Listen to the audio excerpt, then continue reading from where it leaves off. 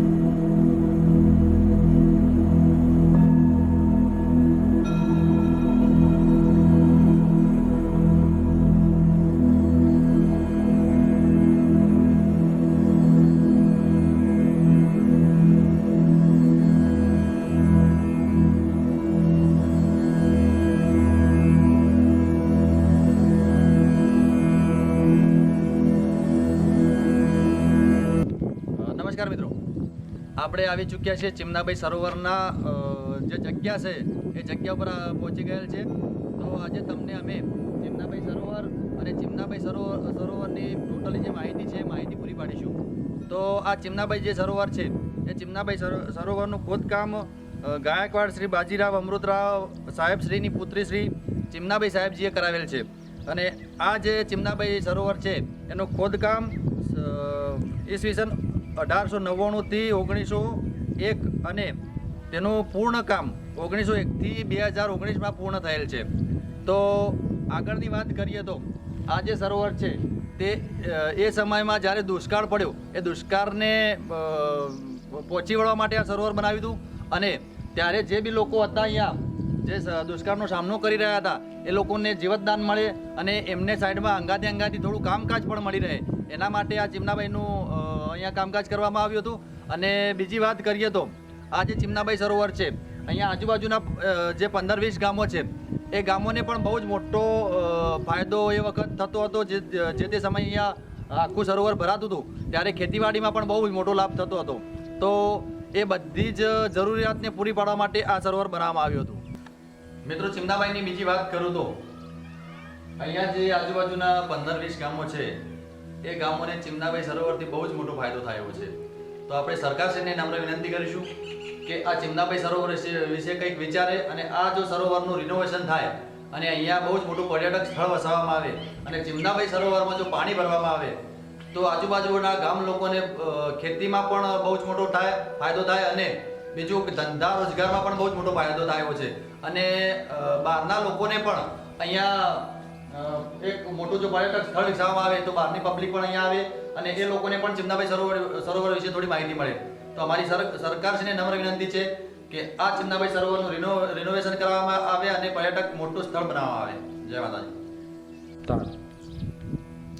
મિત્રો, હવે તમને આ ચિમનાબાઈ સરોવરનો નજારો બતાવીશું. તો અમારા કેમેરામેન એવા ગોવિંદજીને વિનંતી કરીએ કે ગોવિંદજી, અમારા વ્યુઅર્સને તમે ચિમનાબાઈ સરોવરનો બહુ જોરદાર જે લોકેશન છે અને જે નજારો આટલો સરસ છે એ નજારો બતાવો.